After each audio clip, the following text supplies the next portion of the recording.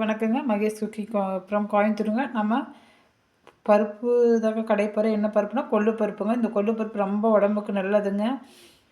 இங்க பாருங்க இந்த கொள்ளு நம்ம வாரத்தில் ஒரு நாள் சேர்த்திக்கணுங்க. அது சனிக்கிழமை தான் நாங்கள் மேக்ஸிமம் இந்த கோயம்புத்தூர் சைடு சேர்த்திக்குவோங்க. கொள்ளு பருப்பு தாங்க நம்ம செய்ய போகிறோம். வாங்க எப்படி செய்யலாம்னு பார்க்கலாங்க. பாருங்க நான் கொள்ளு நல்லா அரிச்சு கல் ஏதாச்சும் இருக்க சொல்லி நல்லா ஒரு பாத்திரத்தில் நல்லா கழுவிங்க அரிச்சு போட்டுட்டேன். 2 பச்சை மிளகா, 3 பச்சை மிளகா, ரசத்துக்கு ஒரு தக்காளி, பருப்புக்கு ஒரு தக்காளிங்க. நீங்கள் வரமிளகா ஒரு 4 வரமிளகா வேணால் சேர்த்துக்குங்க.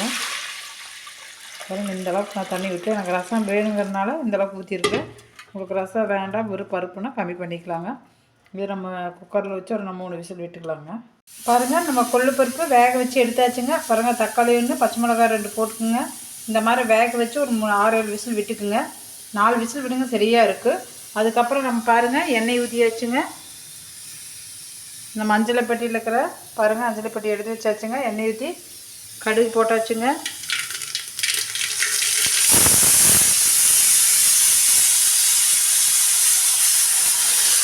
கடுகு போட்டோன்னா சீரகம் பாருங்கள், சீரகம் கொத்தமல்லி போட்டுக்குங்க.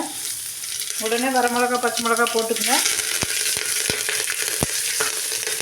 சின்ன வெங்காயம் பாருங்கள் போட்டுக்குங்க.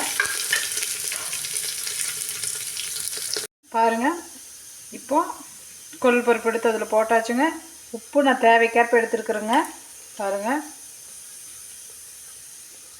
நல்லா களை குட்டுக்கலாங்க. கொஞ்சம் நம்ம வேக வச்சு தண்ணி எடுத்து இப்போ இந்த கொள்ளு, இந்த வெங்காயம், தக்காளி, இந்த வரமிளகாய் இது கூட சேர்ந்து வேகிறதுக்கு கொஞ்சோண்டு தண்ணி, நம்ம இந்த கொள்ளு தண்ணி எடுத்து வச்சுருக்கோம் சூப்பு மாதிரி அதையே எடுத்து வச்சுக்கலாங்க.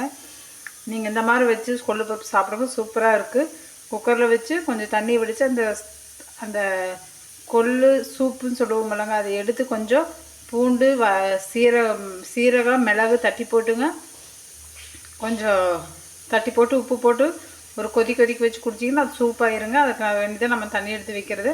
இந்த கொள்ளு பருப்பு பாருங்கள் வேகிட்டு கொஞ்சம் அந்த கொள்ளு தண்ணி மட்டும் பாருங்கள். நம்ம கொள்ளு பருப்பு ரசத்துக்கு சோயாபீன்ஸ் பொரியல் தாங்க பண்ண போகிறோம். அதுக்கு பாருங்கள் எண்ணெய் ஊற்றியாச்சு, கடுகு போட்டாச்சு, பெரிய வெங்காயம் ஒன்று போட்டாச்சுங்க, இஞ்சி பூண்டு பேஸ்ட்டுங்க,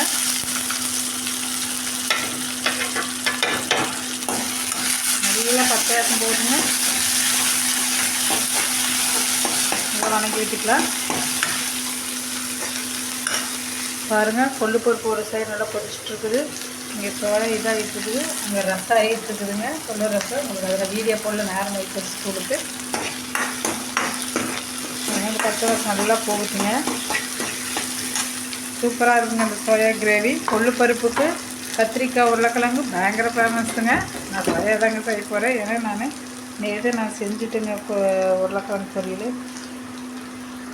பாருங்கள் நல்லா பச்சை வாசமெல்லாம் போயிடுச்சுன்னு இந்த டைமில் சோயாபீன் போட்டுக்கலாங்க. தண்ணியை இது பண்ணி போட்டு நான் காமிக்கிறேங்க. பாருங்கள் சோயா ஆட் பண்ணி வச்சு இது தேவையான அளவு கல்லுப்பு போட்டுக்கலாங்க. கல்லுப்பு இந்த அளவுக்கு போட்டுக்கிறேங்க. கொஞ்சம் மட்டன் பொடி போட்டுக்கிறேங்க.